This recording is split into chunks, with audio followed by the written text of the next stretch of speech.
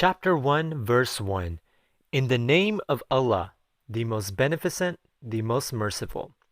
First, let's break down the meaning of the word Allah. In Arabic, it simply comes from the stemming of the words Al-Ilah. Al means the, Ilah means deity or God. The reason we put the D in the front of it is to signify his oneness. For example, if I said, Elvis Presley, or if I say the Elvis Presley, one signifies which one is the actual one, and the other one is what you'd call an Elvis Presley impersonator. So that's why it's really important that you study why we say the word Allah. It's Al-Ilah, the deity and God, and the D is very important because it signifies his oneness. Now let's take a look at the name of why the first words in the Quran are in the name of Allah. Why do we say this? Why are these the first words?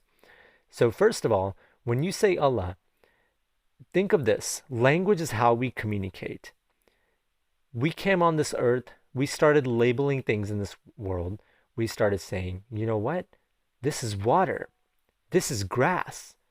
And we started labeling a name to every single thought or object that came in this world. And when you say his name, it reminds you of the beginning of every single thing. For example, rain hits the grass. The grass grows. The grass provides nutrients for animals. We eat the animals. But what is the whole chain start from? Every single thought, every single word in this world, it's stemming from one place, and that is the oneness of God, and that is Allah. So that's why you put his name before doing anything, to remind you things may not work in your favor. Saying his name reminds you who has control. For example, think of this. An athlete, he could work really, really hard, but in the end, he goes out there and his team still loses the game, right? There are these forces, these kind of things that humans don't have control over. For example, a woman who got ready to go to work, then all of a sudden there's a car accident just happens. Let's say some 18-wheeler comes out of nowhere. These kind of things happen all the time in the world. So the reason you say his name is so to protect you, and also to remind you who has control. If you have ever gone into things only believing that you're going to get your way into it, or let's say you had a business proposal at work and you're like, oh yeah, I'm totally going to sell this product. There might be some kind of forces that work against you. Let's say a traffic jam gets you late for work, something you completely did not have planned. I'm sure you've had things like this happen. So when you say his name before every thought, before every name, it reminds you who has control. Now let's study the part that says most beneficent. First of all, beneficent, the definition is generous, being generous or doing good. Now, the significance is that this is the first quality listed in the Quran. First of all, with beneficent, when you become absorbed by someone who does good, let's say, we've all believed it in people. We start seeing it in people, and then we start expecting them to always be that way. But I will tell you, people are not 100% reliable, though. However, this God that we believe in, Allah, is. That's why most beneficent is the quality listed for him. That's why the deity is the one who's the most. That's why we put most at the beginning of it, to remind you out of all the things in the world, he's the most one that's going to do good for you.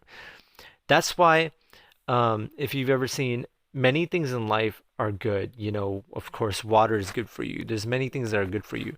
But this, since the significance is that this is the first verse in the Quran, is to remind you that he is the most out of all of those. Now, the question people have is, if God is so great, if he's really beneficent, if he's the most generous of doing good in anything in this world, then why does he let bad things happen to good people? Well, when bad things happen, there's always a lesson in them, right? Now, you might think I'm taking the typical route that, religious people probably told you a million times. But think about it this way. If you take the other route, something bad happens to you, and let's say you don't try to learn a lesson from it. You're bitter about it. Let me tell you that. What exactly ends up happening that way too, when you look at things that way? What ends up happening, let's say you had someone in your life pass away. From being bitter and being down, what exactly happens? You want to know what happens? When depression and all these things happen, they bring the cells in your body down, and the cell being the functioning basic unit of life.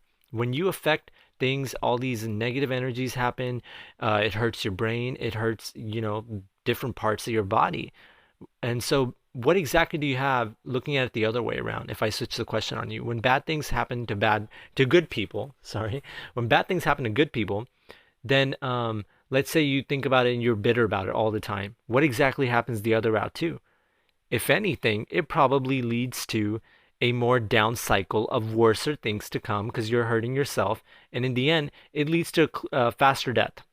So, with the basic point of human life being us surviving, right?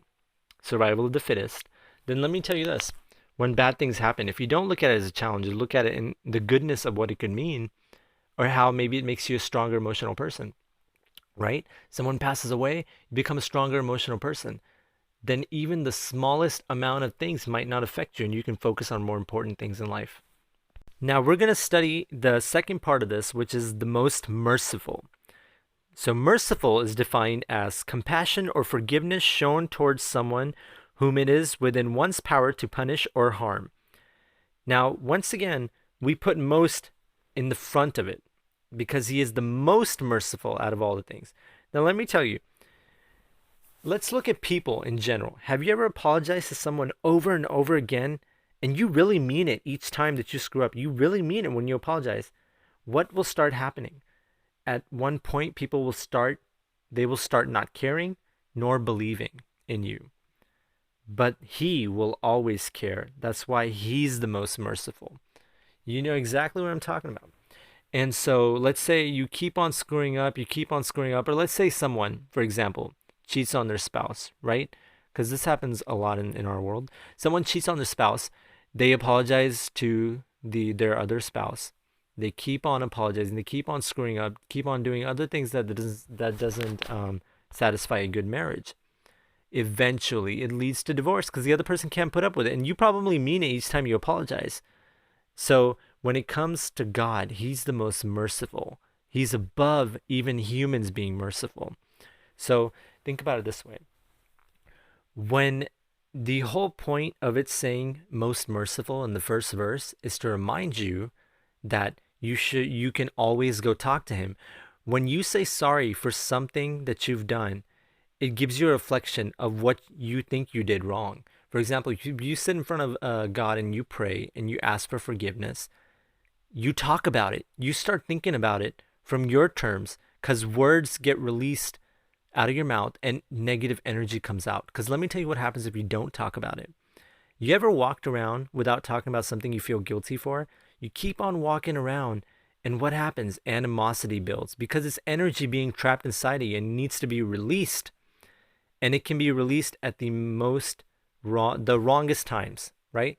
You could have all this anger built up inside of you, and if you don't release it through words or talking about it, and he's always there to listen. Whether you're in some place, in a car or something, that's the whole point, is you're not always going to have people around you 24/7. You could be in a moment where you're about to go to sleep and everyone in your house is asleep and there's no one to talk to.